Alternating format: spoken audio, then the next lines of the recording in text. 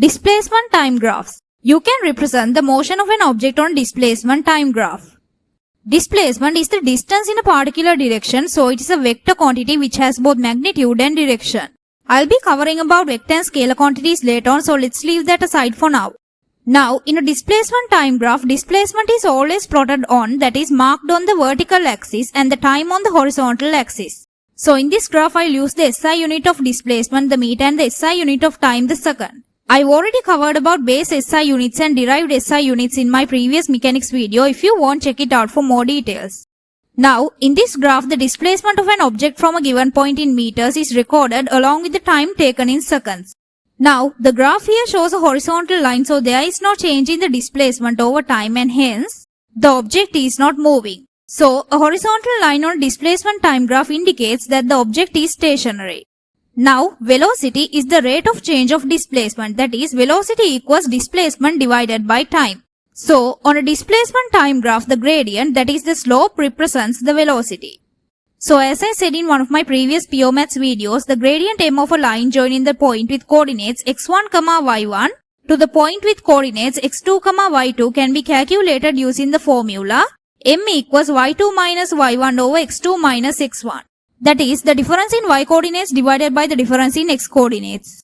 Now, on a displacement time graph, the gradient of a line joining two points is gradient equals difference in y coordinates, that is the values given in the vertical axis, that is displacement, divided by the difference in x coordinates, that is the values given in the horizontal axis, which is time. Then the gradient equals displacement divided by time, which is equal to velocity. Now, the graph here is a straight line. So, the displacement increases at a constant rate over time, and hence the object is moving with constant velocity. So, if the displacement time graph is a straight line, then the velocity is constant.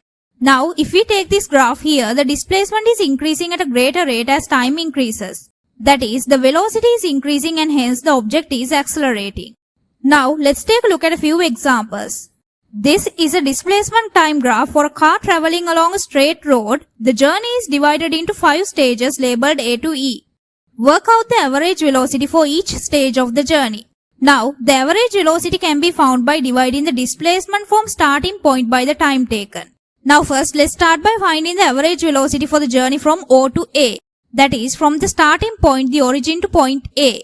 So, the car starts with a displacement of 0 kilometers and finishes with a displacement of 40 kilometers. So, the time taken for this journey is from 9:30 to 10, that is 30 minutes.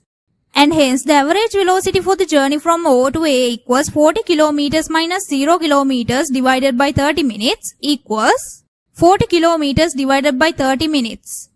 So, I'll give the answer in kilometers per hour, and we know 1 hour equals 60 minutes. Then, to convert minutes to hours, we divide by 60. So, 40 kilometers divided by 30 divided by 60 equals 40 kilometers divided by 0.5 hours equals 80 kilometers per hour. Now, for the journey from A to B, the car starts with a displacement of 40 kilometers and finishes with a displacement of 60 kilometers. And the time taken to travel from A to B is from 10 to 10:30. That is 30 minutes, which is 0.5 hours.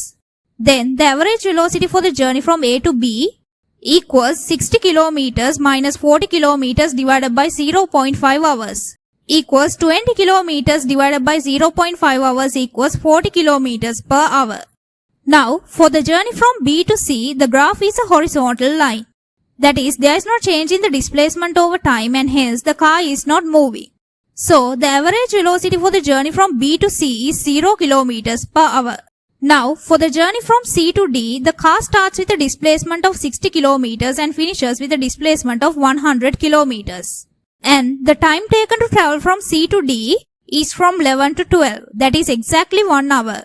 Then, the average velocity for the journey from C to D equals 100 kilometers minus 60 kilometers divided by 1 hour equals 40 kilometers divided by 1 hour equals 40 kilometers per hour. And for the journey from D to E, the car starts with a displacement of 100 kilometers and finishes with a displacement of 0 kilometers. And the time taken to travel from D to E is from 12 to 1:30.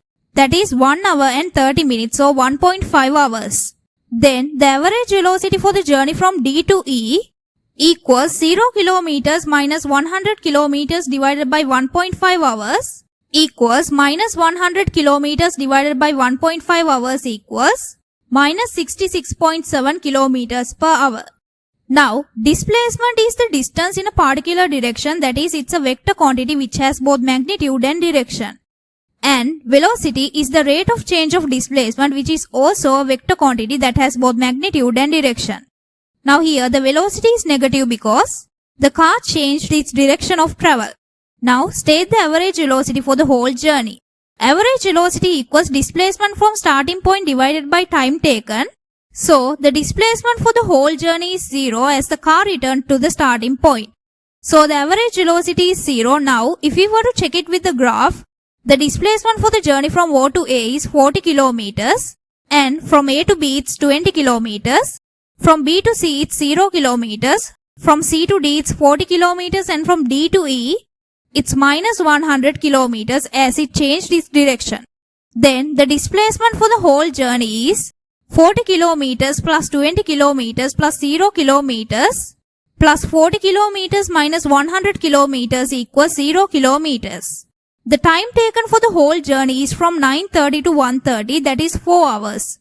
Then the average velocity for the whole journey equals 0 kilometers divided by 4 hours equals 0 kilometers per hour. Now work out the average speed for the whole journey. Average speed equals total distance traveled divided by time taken. So the total time taken for the whole journey is from 9:30 to 1:30, which is 4 hours.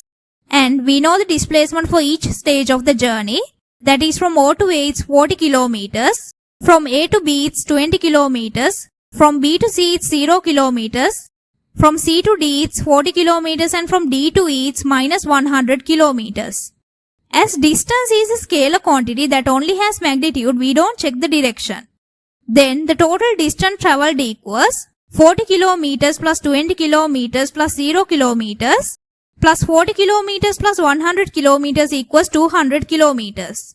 So the car traveled 100 kilometers from the starting point and then 100 kilometers back to the starting point. Then the average speed equals 200 kilometers divided by 4 hours equals 50 kilometers per hour.